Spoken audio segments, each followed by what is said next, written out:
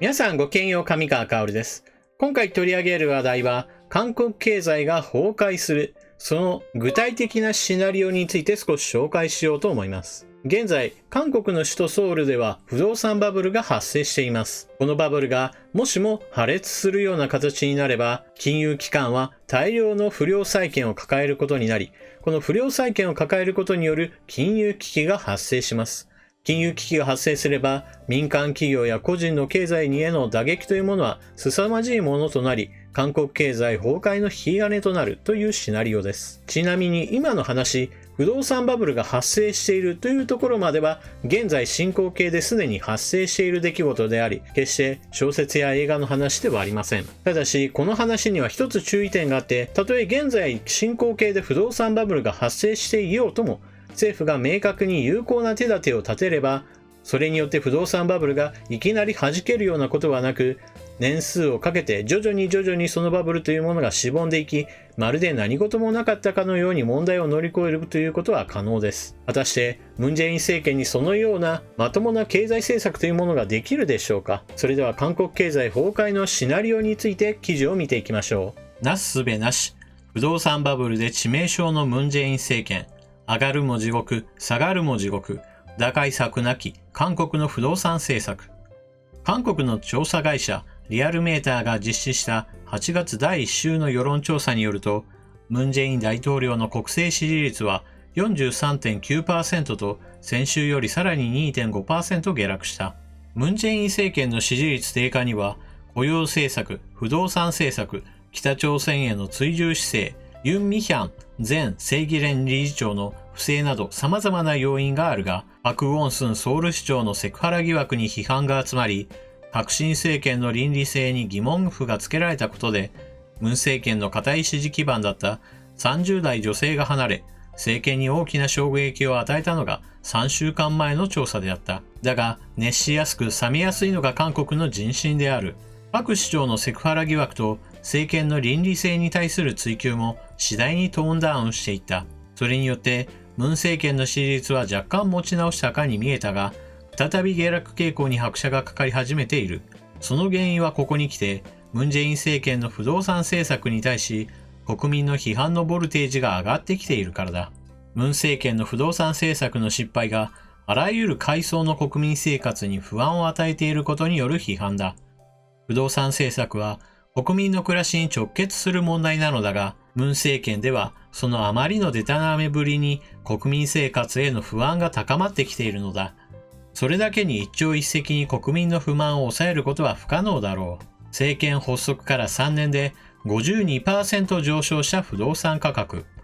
ムン政権はこれまで23回不動産対策として新しい規制を導入してきた。目的は高騰し続ける住宅価格の抑制だ。だが、いずれも効果は少なく、政権発足後3年間で不動産価格は 52% 上昇した。これはパククネ政権の4年間で 7.6%、イ・ミョンバク政権の5年間で 2% と比べ、格段に高い上昇率である。ムン政権の不動産対策の失敗によって、不動産価格は高騰し、多くの庶民が住宅購入を諦めざるを得なくなった。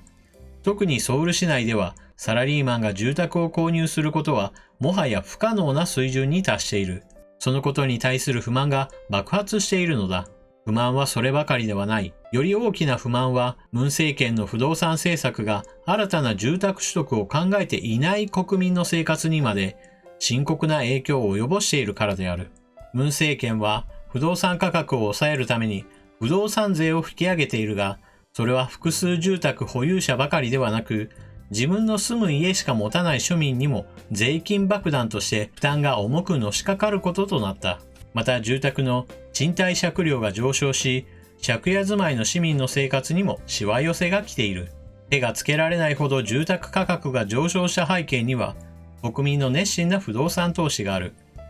住宅は国民の投資対象として最大のものとなっており、銀行から借金して不動産を購入する人が後を絶たなかった。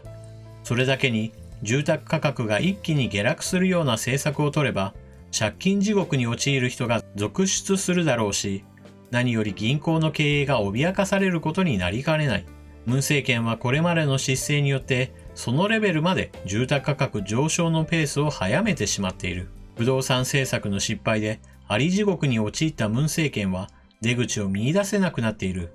今後2年間続くムン政権にとって、おそらく不動産対策は最大の弱点となり続けるのではないだろうか。一般庶民まで苦しめる不動産価格抑制のための税金爆弾。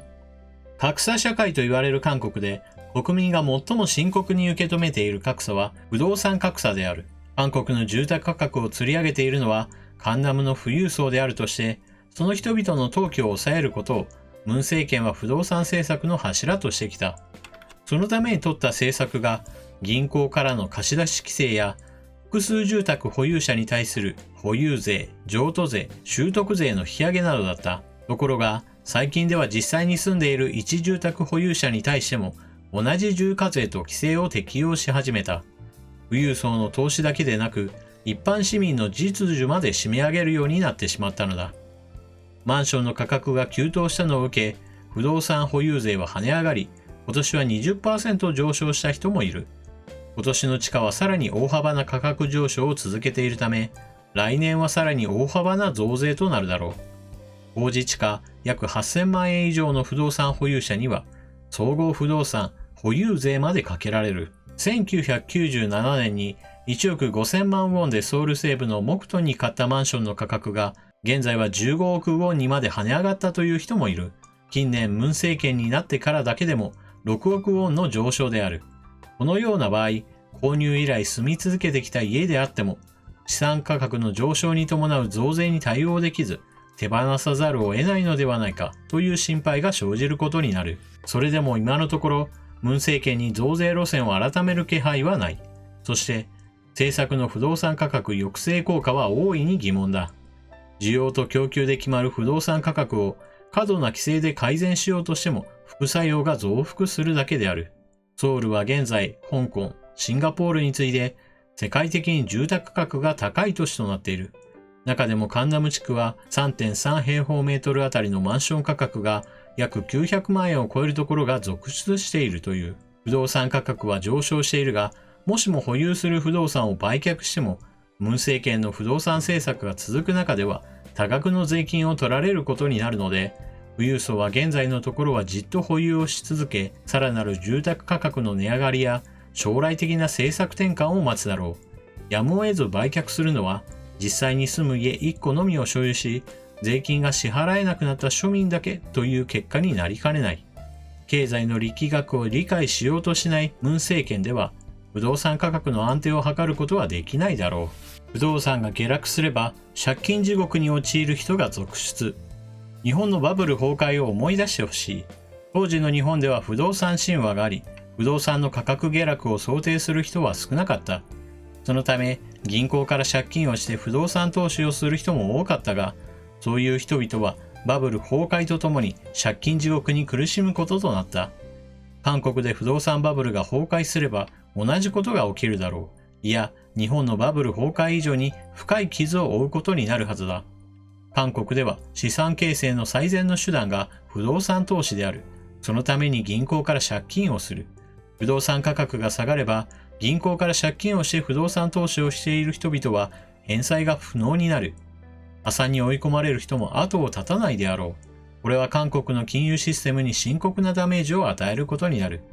韓国の銀行の体力は日本の銀行と比べて格段に弱い。回収できない不動産投資資金が増えれば、韓国経済そのものが崩壊の危機にさらされる。このように手がつけられないほど不動産価格が上昇した弊害は大きい。しかし、上述のようにこれを無理やり下落させようとすれば、韓国経済を崩壊させ、国民の生活を極めて不安定なものにするだろう。したがって最善の方策は、不動産価格を徐々に安定化させ、そして徐々に引き下げていくことなのだが、素人集団で強権体質のムン・ジェイン政権には、そのような微妙な政策運営は期待できない。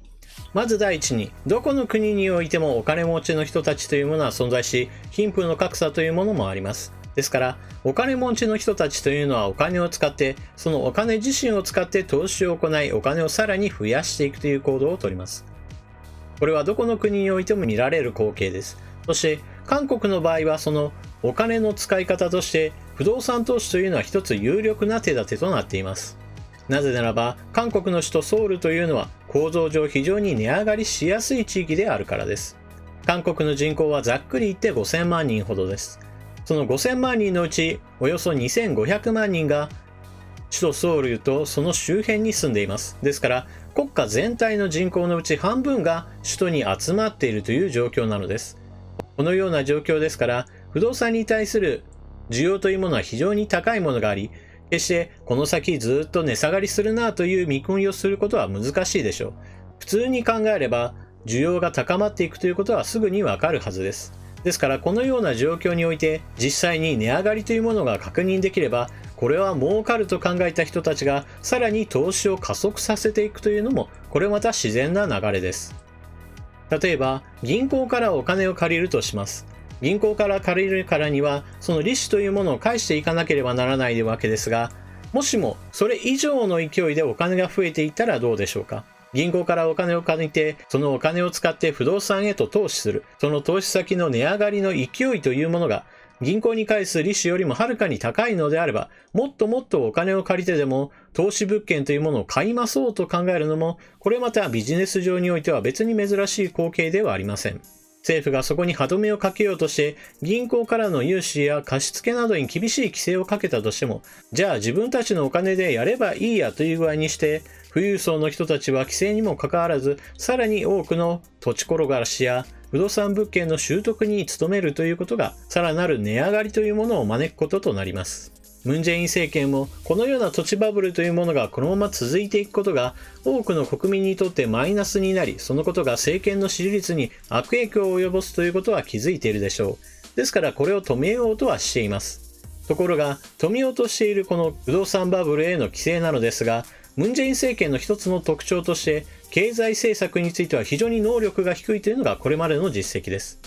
ムン・ジェイン政権が高い能力を示すのは基本的に自分たちの政権を維持することに関しては非常に高い能力を発揮します。例えば司法を牛耳るであったり、検察や警察に介入し、彼らが政権に逆らわないようにしたり、もしくは軍に対してもしっかりとお金をつけて彼らが政権に歯向かわないようにするといった措置については非常に実行力があり、手なずけることに成功しています。ところが経済政策を見ると、韓国版ニューディール政策だとして雇用を改善しようとする政策においては、高齢者の人たちを大量に雇っているわけですが、その高齢者への仕事というものはおよそひどいものばかりであり、ムン・ジェイン政権の経済対策に対する非常に能力の低さというものを露呈しています。ですからこのような政権が果たして不動産バブルのこれ以上の悪化というものを有効的に鎮めることができるかといえば疑わしい限りです。それこそこの記事の中で触れられているように、このままいけば不動産バブルというものがある日突然大爆発を起こし、それが韓国経済に大きな打撃を与えるというのが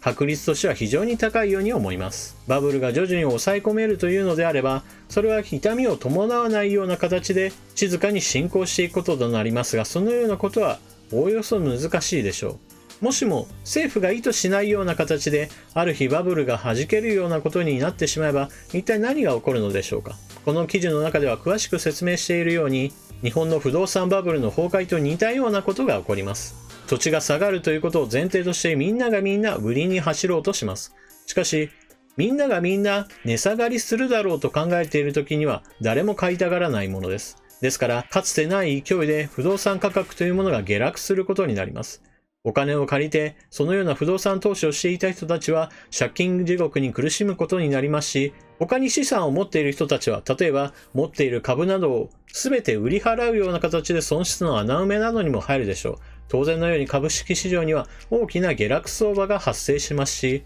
そのような形でも間に合わなければ破産する人たちもたくさん出てきます。お金を貸し出していた金融機関というものは大量の不良債権を抱えることになりますし、そのようなことになれば経営を引き締めるために企業への貸付などにも非常に厳格になるでしょう。そのため融資の引き上げや貸し剥がしといったものが横行し、個人や企業などのお金の流れというものがビタッと止まってしまいます。経済の停滞というものが明確になれば、それは不景気の本格的な到来です。このような状況では金融機関が倒れるかもしれないという恐怖が蔓延し、金融危機が発生するものです。実際に倒れるかどうかというのはその時の政権がどのような手を打つかにもよりますが、もしも金融機関が倒れるとすれば、韓国の場合は日本の銀行に比べて体力が少ないのですから、倒産する確率という面では、日本で起きた不動産バブルの崩壊、それと同じようにして、どこかの企業がある日突然倒れるといったことが起こったとしても、ああ、やっぱりなという話になるでしょう。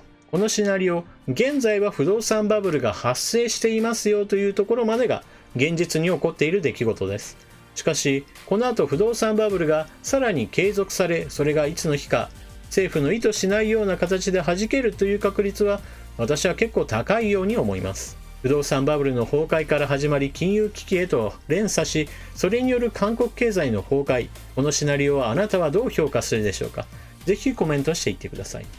それでは動画を最後までご視聴いただきありがとうございました。チャンネル登録していない方はぜひともチャンネル登録を、そして動画を見合ったら評価ボタンのクリックもよろしくお願いします。それでは次の動画でまたお目にかかりましょう。またね。